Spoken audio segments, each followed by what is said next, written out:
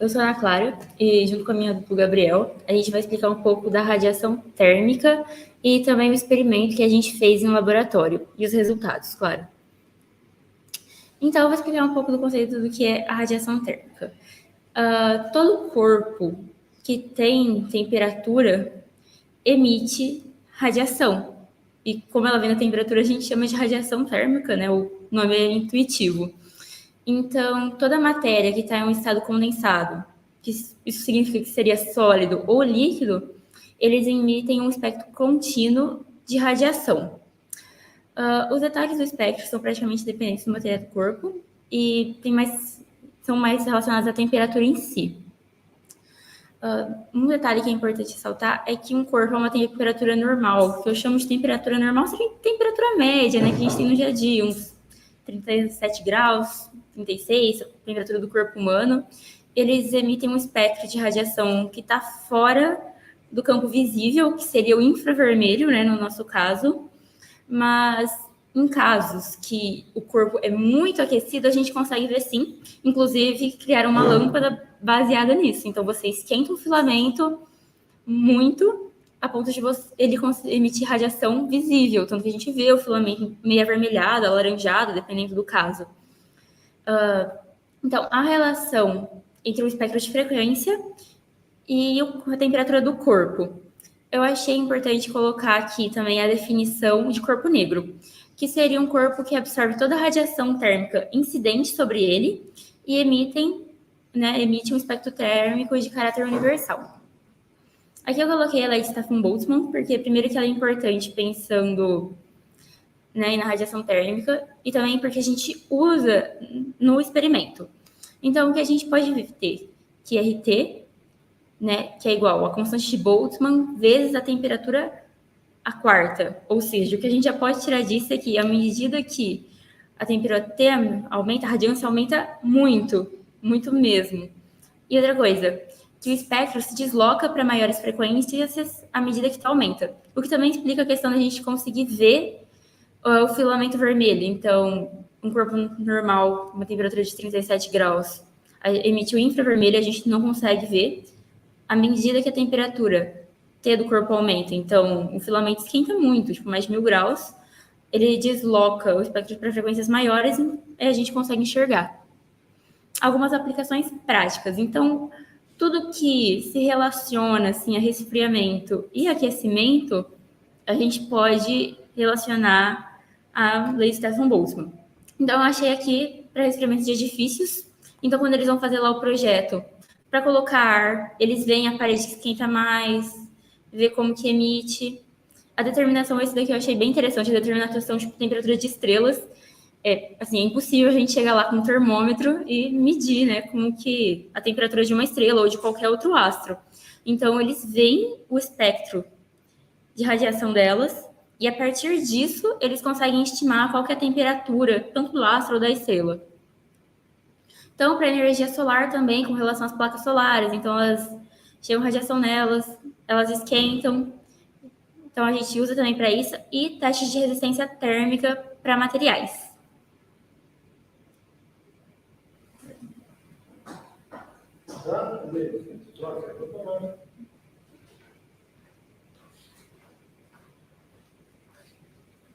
Então, depois da Ana fazer a introdução teórica, eu vou, antes de explicar o experimento, os procedimentos e nossos resultados, eu só trouxe mais duas aplicações, agora focadas na área da medicina, para mostrar que a radiação térmica também pode ser aplicada na saúde. A primeira é na terapia por hipertermia, que a radiação térmica é usada para controlar a temperatura de alguns tecidos, o que sensibiliza as células cancerígenas que estão sendo tratadas e aumenta a eficácia de radioterapia e de quimioterapia. A outra aplicação é no monitoramento de lesões, porque essa radiação térmica pode ser usada para fornecer informações sobre a taxa de regeneração dos tecidos, o que ajuda a monitorar a cicatrização de feridas e lesões. Agora, partindo para o experimento que foi realizado no laboratório, os objetivos foram investigar os processos de emissão de radiação dos corpos aquecidos e alcançar um entendimento em relação aos processos de absorção e emissão de corpos e a relação entre essa emissão da radiação e a temperatura que o corpo se encontra.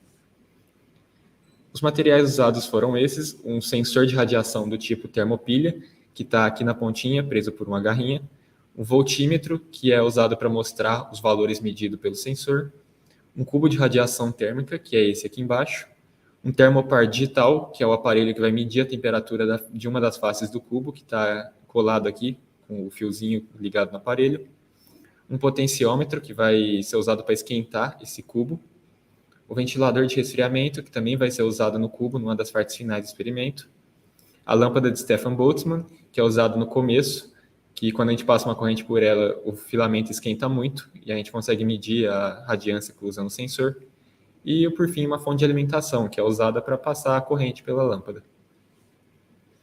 A primeira parte do experimento foram medidas a radiância e a corrente dessa lâmpada. A corrente é mostrada pela própria fonte, e, nesse caso, foi feita uma distância fixa, variando a tensão da fonte. Foi uma distância fixa de uns 6 centímetros, e a gente variou de 1 a 10 volts, variando de 1 em 1 volt, a tensão da fonte. Na segunda parte, foram feitas medidas variando a distância entre o sensor e a lâmpada. A gente deixou uma voltagem fixa de 10 volts e variamos de 0 a 10 centímetros, variações de 1 centímetro, e a partir dos 10 centímetros, variações de 5 centímetros. A terceira parte do experimento, já passando para o cubo, agora foram feitas medidas de radiância das 4 faces do cubo para diferentes potências do potenciômetro. Então, deixando em 10%, a gente esperou 10 minutos para estabilizar a temperatura e mediu a radiância das 4 faces. Depois, passamos para 30%, espera os 10 minutos, e isso foi feito para 10, 30, 50, 70 e 100% da potência que o potenciômetro tem. A quarta parte foi medida a radiância de uma das faces do cubo, no nosso caso a face preta, variando a distância entre o sensor e a fonte, deixando sempre em 100% a potência. Um detalhe, quando eu falo no começo, a gente deixou o sensor colado no cubo para medir a menor distância. E quando eu digo colado, são os pininhos da ponta do sensor, porque o que mede em si, o sensor em si, é uma bolinha que está aqui na parte preta. Os pininhos são justamente para não entrar em contato direto a superfície que está sendo medida e nosso sensor. Nesse caso, foram feitas variações de meio centímetro, de 0 a 20 centímetros, e em seguida variações maiores. Eu acho que no nosso caso de 10 centímetros, até a radiância medida pelo sensor atingir a radiância da sala. A quinta parte, que foi feito o resfriamento do cubo, a gente desligou o potenciômetro, tirou essa tampa daqui de cima e ligou o ventilador. Aí, com o sensor colado no cubo, para cada decréscimo de 1 grau de temperatura, a gente mediu a radiância emitida. E a última parte, que é a mais rapidinha, é a medição de radiância do corpo humano. Só encostando os pinos na pele e medindo a radiância que o sensor dá para a gente no voltímetro. Agora, partindo para os nossos resultados, antes de mostrar, uma parte muito importante é a conversão dos dados, porque o sensor fornece os valores em milivolt por causa do voltímetro. Então, para converter esses valores de milivolt para watt por metro quadrado, foi usada essa expressão, em que V é a voltagem medida no voltímetro, C é uma constante que é dada pelo fabricante fabricante do sensor, que é essa daqui, com a sua incerteza já dada, e o A é a área do sensor, que foi medida de 14 milímetros quadrados. Essa aqui é a fórmula da propagação da incerteza para essa radiância já convertida. E agora, indo para os nossos dados. Na primeira parte, medindo com a distância fixa e variando a voltagem, foram obtidos esses valores de radiância para essas tensões. E essa temperatura foi calculada usando essa equação, em que o T de 300 Kelvin é a temperatura ambiente, o alfa é uma constante que é dada no roteiro, e esse R 300 Kelvin é a resistência da lâmpada em temperatura ambiente, que é dada pelo fabricante, que é de 0,2 ohms. Esse R a gente consegue calcular porque a gente tem a corrente, que é mostrada na fonte, e a voltagem, e com isso a gente consegue calcular a temperatura do filamento para cada tensão. Plotando a radiância pela temperatura, a curva obtida foi essa, e a nossa análise foi fitar um polinômio desse tipo para ver o valor do expoente B, porque a radiância pela temperatura, o esperado era que seguisse a lei de Stefan Boltzmann, com a temperatura à quarta potência, regindo o comportamento da radiância. O nosso valor de B foi de 3,49, mais ou menos 0,05, o que foi considerado um valor satisfatório, porque está próximo da quarta potência que era esperada pela lei. Para a segunda parte, que a gente variou a distância, a gente queria estudar a lei do inverso do quadrado da distância, que diz que a radiância vai ser proporcional ao inverso do quadrado da distância entre o sensor e a fonte. Novamente, fitando esse polinômio, a gente quis ver o valor do expoente b, que num caso ideal, com decaimento perfeito, seria de -2, por causa do quadrado da distância, e nesse caso a gente obteve um expoente de -1,91, mais ou menos 0,04, o que também é um valor muito próximo, muito satisfatório para o experimento. A terceira parte, medindo a radiância das 4 faces do cubo, fazendo uma análise mais qualitativa, a gente percebeu que a radiância não depende da cor, e sim do material, porque as faces preta e branca tiveram praticamente a mesma radiância para todas as temperaturas, e os dados apontam que quanto mais homogênea a superfície, menor é a radiância, porque a face lisa, que era de alumínio puro, foi a que teve menor radiância de todas. Para analisar um pouco melhor, a gente pegou uma tabela na internet com valores de emissividade de materiais, e a gente percebe que a emissividade do alumínio é bem baixa, o que segue de acordo com os dados que a gente obteve, que a única face com alumínio puro era a face lisa. As outras ou tinham a face áspera e a face preta e branca tinham algum material envolvendo elas. A gente também vê que a emissividade de pinturas está bem alta, o que segue o padrão que a gente obteve, porque as faces preta e branca ficaram mais elevadas. A quarta parte, que foi variando a distância entre o sensor e o cubo, a gente esperava que para distâncias muito pequenas o comportamento fosse quase constante, o que seguiria mais ou menos o padrão de um plano infinito no eletromagnetismo, que tem um campo elétrico constante. E foi mais ou menos isso que a gente obteve, porque para distâncias bem pequenas a radiância variou muito pouco, e para distâncias maiores ela começou a cair mais exponencialmente, o que a gente esperava que seguisse mais ou menos a lei do inverso do quadrado da distância também, porque nesse caso a fonte não é pontual igual na lâmpada. Então, obviamente, teriam mais erros. Plotando a partir dos 10 centímetros para medir esse decaimento quadrado, a gente obteve o expoente de B de menos 1,78, mais ou menos 0,17, que é considerável aceitável porque o cubo é bem grande, não dá para considerar como uma fonte pontual. E se a gente fosse com esses dados mais para frente, quanto maior a distância, mais seria comparável o cubo com uma fonte pontual. Faria esse expoente se aproximar de -2. A quinta parte do experimento, que foi com o resfriamento do cubo, a gente elevou a temperatura à quarta para fazer um fitting linear e tentar encontrar a constante de Boltzmann. O valor que a gente encontrou para esse coeficiente linear foi de 3,37, mais ou menos 0,03, vezes 10 a menos 9, enquanto a constante de Boltzmann é de 5,67 vezes 10 a menos 8. E o que a gente pensou para tentar resolver esse problema foi que a gente pode ter medido o produto entre a emissividade e a constante de Boltzmann, porque a gente não sabe qual que é o material que estava revestindo a face preta. Se esse fosse o caso, dividindo o valor que a gente encontrou pela constante, daria uma emissividade de 0,06, que não seria um absurdo, porque é possível que o material tenha essa emissividade. E partindo para a última parte, que foi a única que realmente não foi satisfatória, foi a de medição de radiância do corpo humano. O valor dado pelo roteiro é de 75 watts por metro quadrado, para a radiância do corpo humano. E a gente, para tentar aproximar um pouco mais esse valor da realidade, recalculamos esse valor com essa expressão que considera a temperatura ambiente. E com isso, o valor encontrado para a radiância do corpo humano foi de 63,08 watts por metro quadrado. Só que mesmo assim, está muito longe do que a gente mediu. Os maiores valores que a gente obteve foi de 2,3 watts por metro quadrado, para a cabeça e para o peito. O que a gente pensou é que isso deve vir realmente de erros experimentais e de incertezas, porque no caso desses experimentos a incerteza é crescente. Quanto maior for a radiância, a temperatura, maior vai ser a incerteza. E os resultados eram basicamente esses. Essas foram as referências usadas para a apresentação. E obrigado. Bom, tem uma coisa lá da tabela de emissividade que você achou lá que eu te lembrava. Essa aqui. A alumínio é 0,02, que eu vi aí? Tá 0,02 para temperatura ambiente. 0,03. E lá embaixo a pintura de alumínio também, 0,3. Pintura, alumínio tá variando de 0,3 a 0,7. Deve ser de pintura metálica. E a pintura colorida, branca, tudo alto. Né? Tá alto, bem alto. branca 0,9.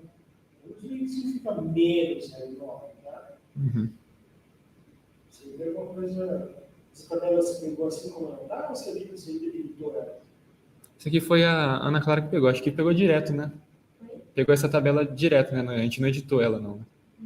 Eu acho que aquele valor quer dizer que é um valor menor que 0,9. É alguma coisa até 0,9. Aqui que eu coloquei. Isso não é um mês, é um range. E aí, isso explica, ele explicou que aí, se der uma baixa emissividade, você explicou a linha azul, né? É a linha da Aí, alumínio. preto e branca é alta emissividade, então tem radiância alta, né?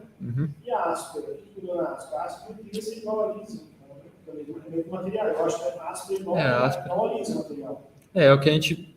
Foi essa parte que a gente pensou, porque talvez quando mais homogêneo, menor a radiância, porque a única diferença que a gente conseguiu imaginar é essa, de maior superfície de contato. Não é homogêneo. É. Cheio de pontiagudo, se você for microscopicamente bem, você vai ver homogêneo.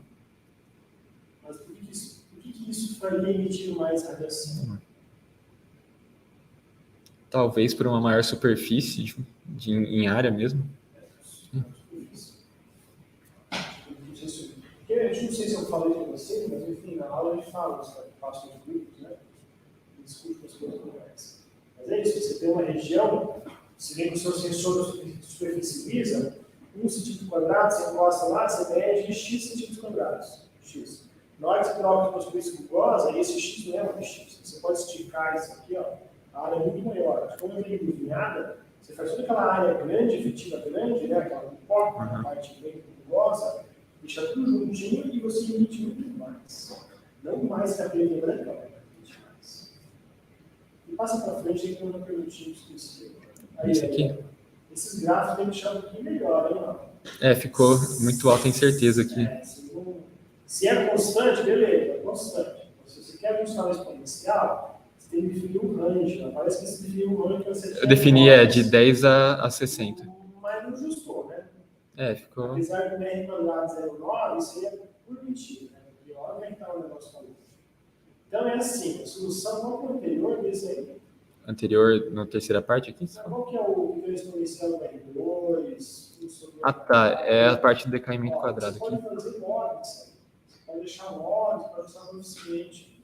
Então, quando você faz o mod ali, é um R2, você vai achar um menos 2 aí. Então, próximo. Próximo esse aí, aqui. Então, esse aqui, você pode fazer uma escala mod, você consegue ver se é um sub R2. Aqui longe, ó, 30, 40, 50, 60, eu acho que isso é um sub R2. Eu acho.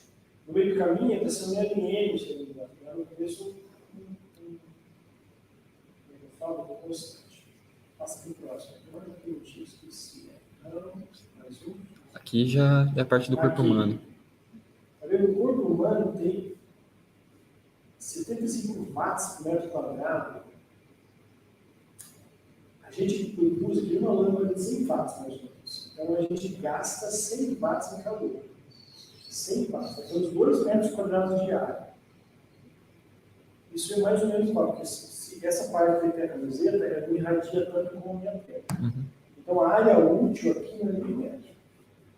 Nós temos 2 metros de pele, 1 metro coberto e o outro, então vamos pensar que 100 watts é para 1 metro quadrado. Então 1 metro quadrado tem 100 watts sendo irradiados, só que não. Esses 100 watts, eles não são irradiados somente, eles são, você tem por convecção, tipo assim, essa aqui, por condução, daqui para cá conduz. A irradiação ela é bem pouca, eu não sei quanto é de cabeça. Então a irradiação, essa continha ainda nem ela mensura esse R da certa aí, ó, 10,98, deu 63 watts por metro quadrado. Eu acho que essas continhas a gente fez todo mundo, eu apresento lá. Mas é muito erro. Esses caras apresentam isso aí, mas assim, é para dar uma maior de grandeza. Mas eu quero deixar para vocês que esse negócio aqui, uma vez eu fiz uma vida, era bem calibrado esse sensor, ele funcionar. Bem, se eu gero 100 watts, eu tenho uma área exposta, 1 metro, então eu tenho 100 watts por metro quadrado sendo perdidos. Então, a metade não é irradiação. A radiação é pouca. Tá?